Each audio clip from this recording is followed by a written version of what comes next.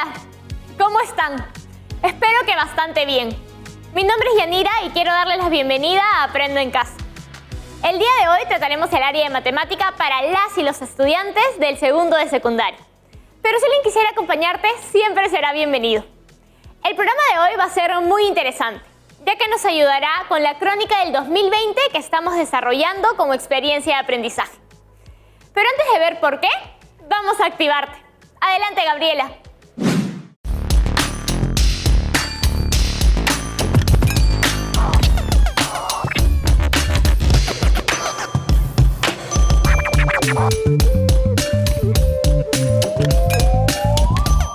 Gracias, Yanira. Hola, chicas y chicos de segundo de secundaria. Mi nombre es Gabriela y el día de hoy vamos a mover cosas desde la tranquilidad del cuerpo y de la mente. Me ha pasado que en algún momento de mi vida me he sentido cansada, aburrida, estresada, con miedo y frustrada. Si tú sientes o has sentido lo mismo, sígueme, que hoy voy a hacer una rutina para darnos tranquilidad. Nos colocamos en esta posición, las piernas a la altura de nuestra cadera, y hacemos 2 respiraciones. 1. Exhalamos. Inhalamos. Exhalamos. Con las rodillas flexionadas, colocamos las palmas de nuestras manos al suelo. Ahora daremos un gran paso hacia atrás, colocando la rodilla hacia el suelo y las manos en el muslo. Inhalamos, exhalamos. Acompañando esta mano a nuestros pies, hacemos torsión, irradiando toda nuestra buena energía a toda la casa. Exacto. Regresamos y hacemos lo mismo con la otra pierna. Colocamos la rodilla al suelo, las manos en el muslo, inhalamos, exhalamos. Acompañamos nuestro pie, hacemos torsión. Seguimos irradiando la energía, abriendo nuestro corazón. Exacto. Volvemos, abrazamos nuestra rodilla, llevamos nuestra pierna hacia un lado, abrazamos ahora una rodilla y luego la otra.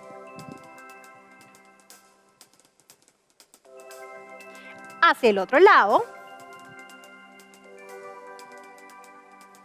Juntamos las piernas. Abrazamos nuestra rodilla. Y vamos a subir lentamente, vértebra por vértebra.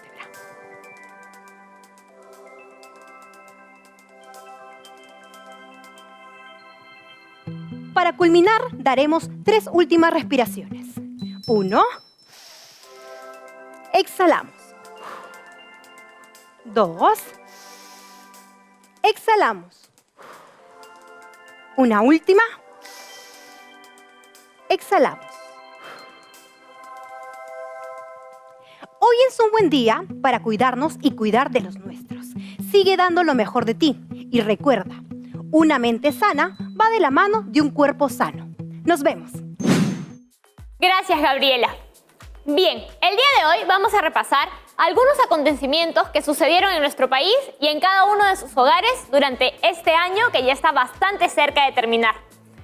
Un año que, obviamente, ha sido muy diferente a los demás también.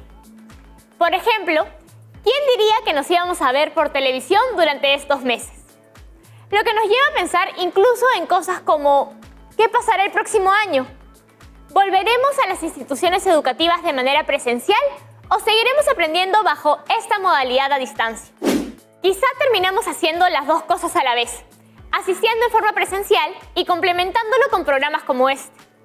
Uno realmente no lo sabe, así que el programa de hoy estará dedicado a elaborar un análisis de datos estadísticos y medidas de tendencia central sobre algunos hechos que hemos vivido en cuanto a la salud en este año. Lo que será útil también para nuestras crónicas del 2020 que están elaborando en el área de comunicación.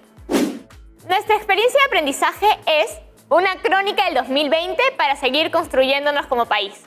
Y en el programa será Leemos tablas, gráficos estadísticos y diversos textos para interpretar y analizar información sobre la salud pública. El profesor Emerson González nos va a ayudar el día de hoy. Hola a todo el mundo. El año que hemos vivido ha sido muy duro para algunas personas y es más que probable que nos haya golpeado en uno o varios aspectos. Es posible que algunos de ustedes tengan personas cercanas o familiares que se contagiaron de COVID-19 y se recuperaron.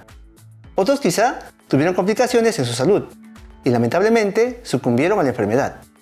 Y otros ni siquiera se percataron y fueron pacientes asintomáticos. Esas personas y esta situación en general no pueden quedar en el olvido. Por eso mismo, ahora estamos más preparados, con mejores sistemas de salud y con maneras de enfrentarnos con más seguridad al virus, como las acciones cotidianas que aprendimos a cumplir, como lavarnos las manos con jabón constantemente, usar alcohol, lavar lo que venga de afuera, usar zapatos y ropa de maneras distintas, entre otras cosas. Es verdad, profesor. Y como dice, uno de los aspectos más trágicos que trajo esta pandemia fue justamente el fallecimiento de seres queridos o cercanos a uno. Muy cierto, Yanira. Es importante lamentar las pérdidas de vidas que nos dejó esta pandemia, pero también es vital que sepamos que vamos a salir adelante. Mira, empecemos recordando cuál fue la magnitud de los efectos de la pandemia entre abril y agosto de este año. De acuerdo. ¿Y qué significa cada elemento que vemos en pantalla? El gráfico presenta polígonos de frecuencia, que muestran la cantidad de fallecimientos de personas durante estos meses en el ámbito nacional. El polígono representado con la línea más oscura ubicada en la parte superior representa el número de fallecimientos según el SINADEF, que es el Sistema Informático Nacional de Defunciones. Y como se menciona en la nota inferior del gráfico, este polígono muestra los decesos por coronavirus, sospechosos o confirmados, mientras que el polígono celeste de la parte inferior muestra el número de fallecimientos según la sala situacional del Ministerio de Salud y representa solo los casos de fallecimientos por COVID-19, confirmados a través de pruebas rápidas o moleculares. Bien, entiendo. Pero, ¿por qué si ambos gráficos muestran la cantidad de fallecidos, muestran datos distintos? El gráfico azul oscuro incluye personas que tuvieron un diagnóstico de COVID-19 con alguna prueba y aquellos que presentaban algún síntoma o eran sospechosos de tener el virus con ellos. Por eso hay mayor cantidad de fallecidos. Y en el otro gráfico, que solo incluye a los fallecidos que estuvieron diagnosticados a través de pruebas moleculares o rápidas. Ya veo. Ahora comprendo mucho mejor este gráfico. Pero eso me trae otra pregunta. ¿Por qué ambos gráficos traen estas variaciones u oscilaciones? Excelente observación. Es sencillo, de hecho.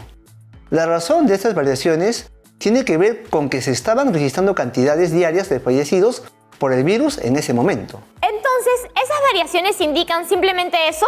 ¿Que las cantidades variaban a diario? Exacto. Ahora que lo veo nuevamente, se nota que al inicio, en los primeros días de abril, ambas gráficas presentaban cantidades similares de fallecidos.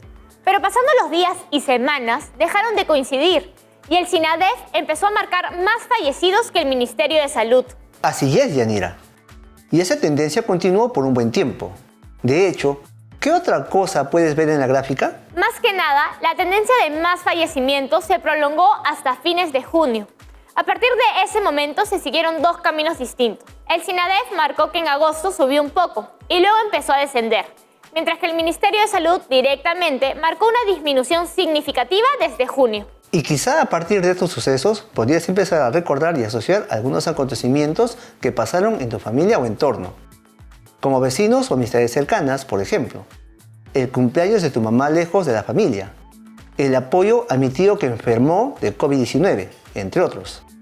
Así tendrías más datos para elaborar un relato o una crónica de cómo se vivió la pandemia con tu familia, o qué acciones tomaron en cuenta para mejorar su salud.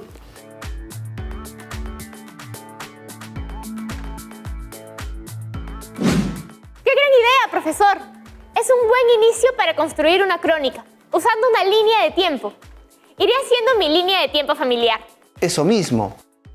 ¿Te parece si ahora vemos con un poco más de detalle la distribución de los fallecimientos que ha dejado el COVID-19? Claro que sí, profesor. Creo que sería bastante interesante conocer las cifras en base a las edades y el sexo de las personas.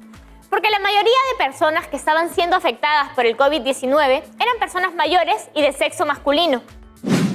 Bien, vamos a comprobar. Lo que ves ahora mismo en pantalla es un gráfico estadístico que muestra la distribución de fallecimientos por COVID-19 según sexo y rango de edad en el ámbito nacional.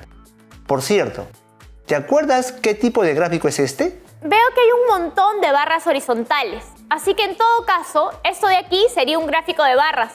Muy bien, exacto. Esto es un gráfico de barras.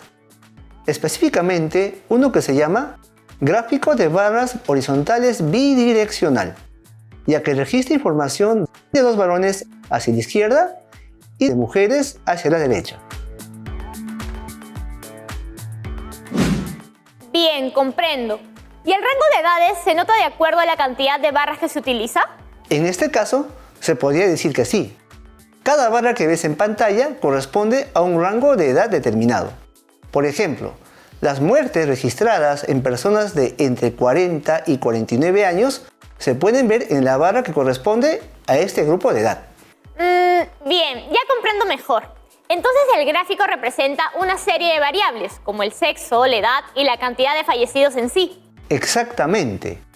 Y tener gráficos así nos ayuda a contabilizar o ver de una manera distinta el impacto real que las cosas han tenido frente a nuestra sociedad. Claro, existen otras herramientas que uno puede usar, como una tabla, por ejemplo. Pero esta clase de cuadros es usualmente una mejor manera de definir el problema. ¿Te imaginas por qué? Supongo que porque tener una representación visual de las cosas es una manera más sencilla de comprender la escala de lo sucedido. Quizá con una tabla también puedas darte cuenta de que una cifra es más alta que otras, o que un grupo específico está siendo más afectado que los demás. Pero con un gráfico de barras como este, puedes ver directamente que una parte tiene barras de mayor tamaño que otras. No podías haberlo dicho mejor. Ahora tenemos que ir a una muy pequeña pausa. Chicas y chicos, no se vayan.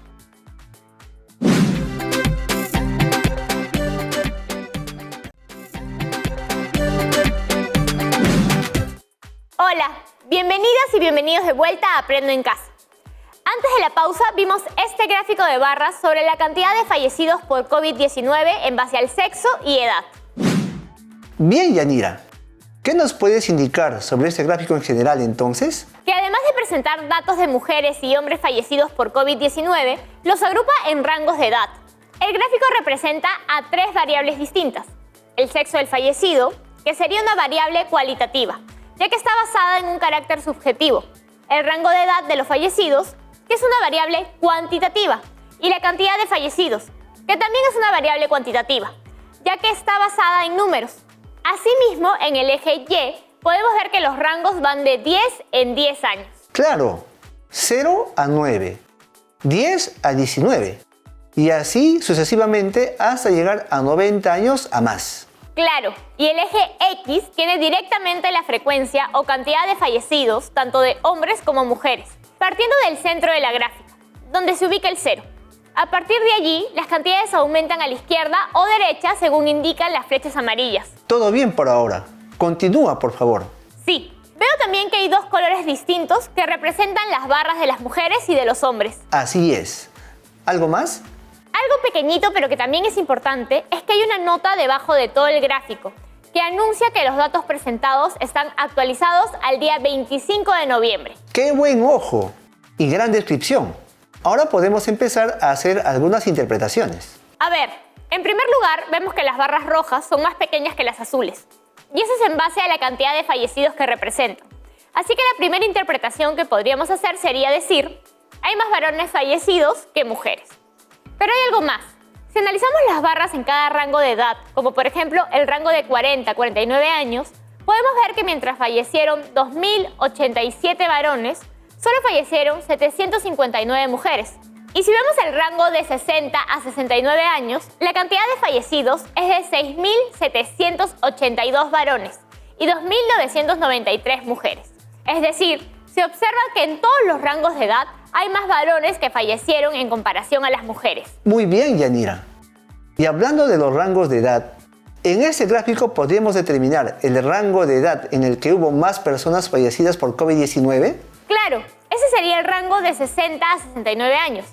Si sumamos la cantidad de varones y mujeres fallecidas, el total es de 9.775. Ahora que lo veo, hay algo raro aquí. ¿Sí? ¿Qué te parece raro? Después de este rango, el número de fallecidos empieza a disminuir dramáticamente. Pensé que el virus era más letal mientras más edad tuvieras. Y eso es verdad, Yanira. Lo que pasa es que a medida que aumenta la edad, también hay menos cantidad de personas en esa población. Por más que veas que hayan fallecido menos personas, la cifra aún es bastante alta para la población general que existe dentro de ese rango de edad.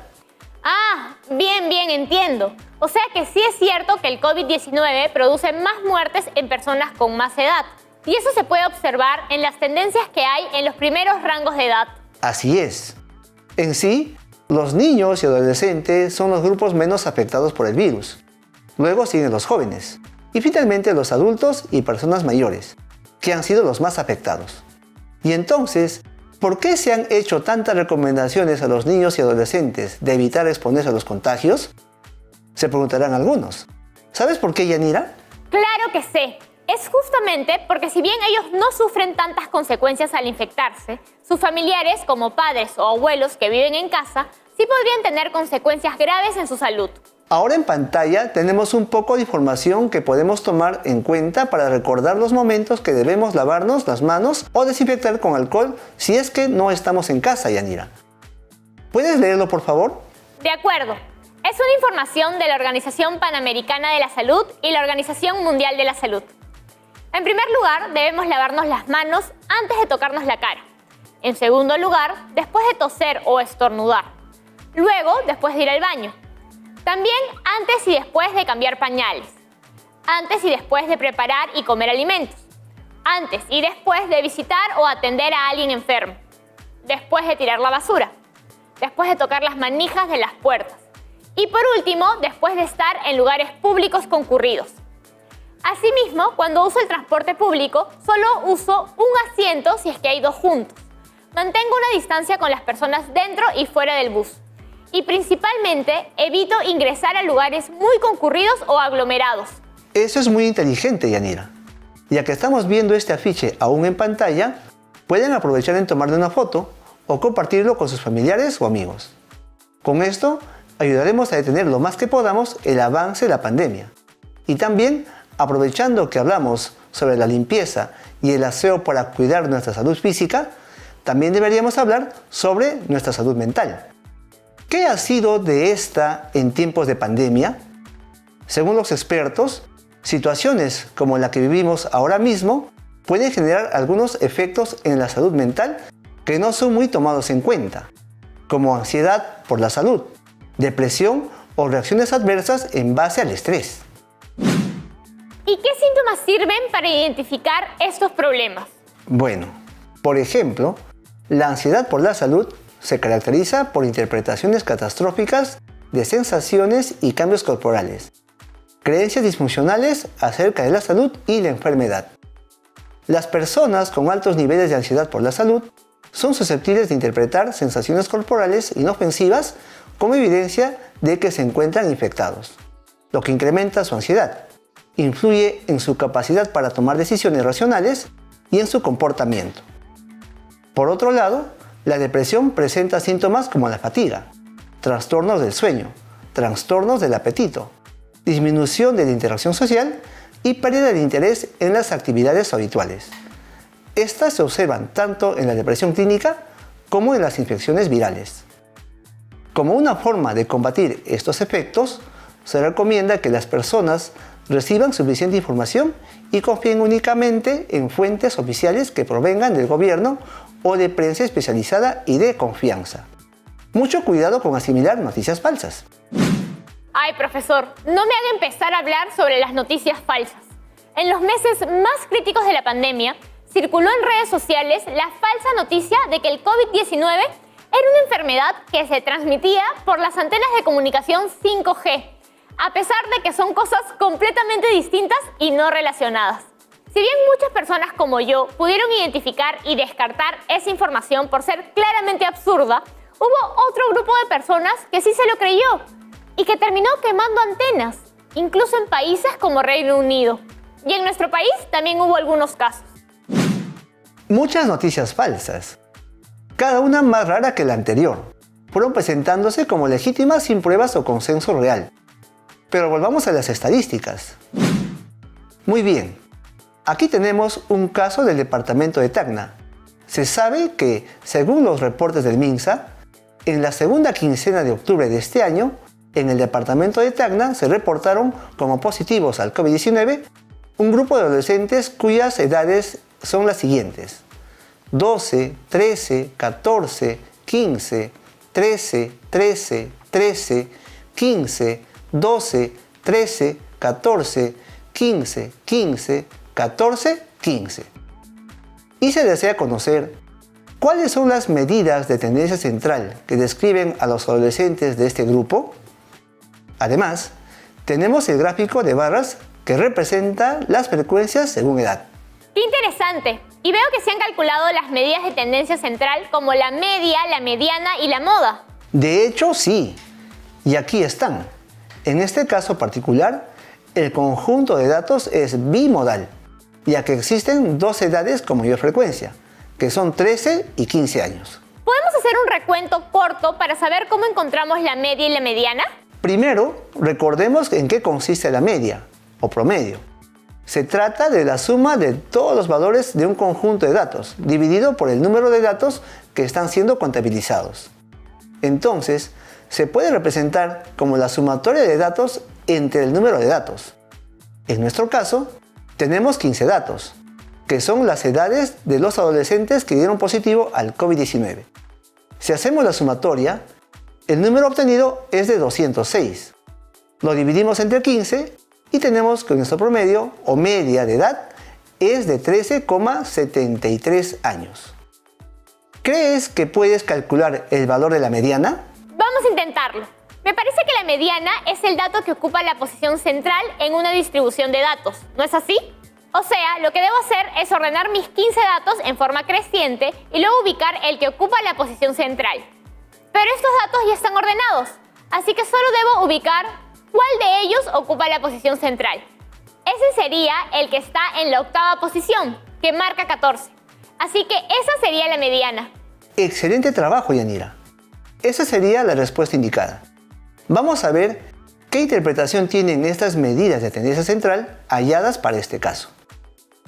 Antes que nada, debemos recordar que las medidas de tendencia central buscan identificar un valor representativo del conjunto de datos, y dichas medidas tienden a estar cerca del valor central. Asimismo, debemos recordar que los datos presentados se pueden representar en una recta numérica, ordenados de menor a mayor. En ese conjunto de datos, ubicamos los valores calculados de la media, la mediana y las modas. Una vez ubicados en la recta numérica, podemos interpretar lo siguiente. Entre los 15 adolescentes que dieron positivo al COVID-19 durante la segunda quincena de octubre de 2020, el promedio de sus edades es de 13,73 años. La mediana es 14 años y las modas son 13 y 15 años. Con este último dato, terminamos por el día de hoy. Espero que les haya gustado este programa.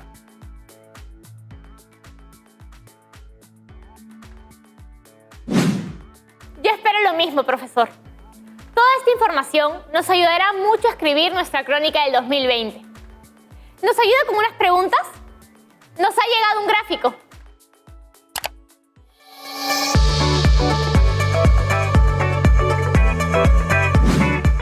Hola, y gracias por considerar mi pregunta. Profesor, encontré esta tabla de frecuencias sobre los 5 principales factores de mayor felicidad, que está relacionado con la salud mental y emocional, hecha entre el 24 de julio y el 7 de agosto de este año. ¿Cómo interpretar el caso del Perú? Gran pregunta. En la tabla que muestras, lo que se puede apreciar es que a pesar de los efectos que produjo la pandemia, los peruanos seguimos manteniendo un porcentaje bastante aceptable en relación a los otros países en estos 5 factores o fuentes de felicidad. En primer lugar, tenemos lo relacionado a salud y bienestar físico, con 77%. En segundo lugar, mi relación con mi pareja cónyuge, con 51%. En tercer lugar, mis hijos, como fuente de felicidad, con 65%. El cuarto factor de felicidad es sentir que mi vida tiene sentido, con 70%. Y finalmente, mis condiciones de vida, que incluyen tener agua, comida y refugio o vivienda, con 61%. También podemos notar que nuestras principales fuentes de felicidad se parecen a las de México. Y de manera contraria sucede con Japón y Corea del Sur, para quienes las fuentes de mayor felicidad son principalmente otros factores. Es bueno saber que a pesar de todo, el Perú se mantiene más o menos estable en lo que va de salud mental y felicidad. Gracias por todo el día de hoy, profesor. Tengo que agradecérselo a ustedes, chicas y chicos. Sus preguntas son una de mis fuentes de felicidad. Nos vemos pronto. Vamos rápido con un par de cosas, ¿sí?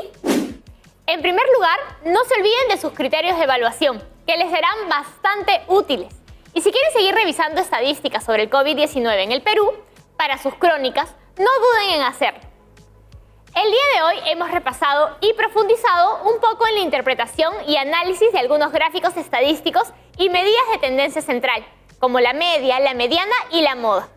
En base a esto, el reto de este programa será realizar una interpretación de las medidas de tendencia central de la situación presentada en este caso relacionado al departamento de Ica.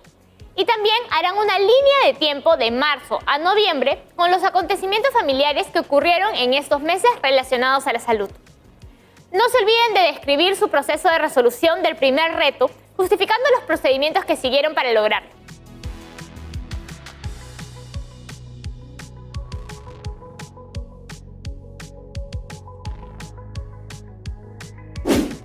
Como siempre, si necesitas alguna retroalimentación o ayuda, no dudes en consultarlo con tu profesora o profesor más cercano, o con un familiar en caso de que no tengas un profesor cerca. Y una última cosita antes de irnos. Como bien saben, estamos interesados en saber de ustedes para mejorar el programa en el futuro. ¿Tienen algún comentario o sugerencia para nosotros? ¿Quieren mandarnos el resultado de sus retos? ¿Les gustaría aparecer en algunos de los segmentos del programa, quizás? Si la respuesta a cualquiera de estas preguntas es que sí, no te olvides que puedes escribirnos al siguiente correo electrónico: segundo@minedu.gov.pe. Recuerden que el encargado de enviar el correo debe ser un adulto responsable. Y también recuerden que deben incluir sus datos y alguna especie de contacto. Esto es especialmente importante si es que quieren aparecer en el programa futuro. Ahora sí, sin nada más que decir, hasta luego. Nos vemos pronto.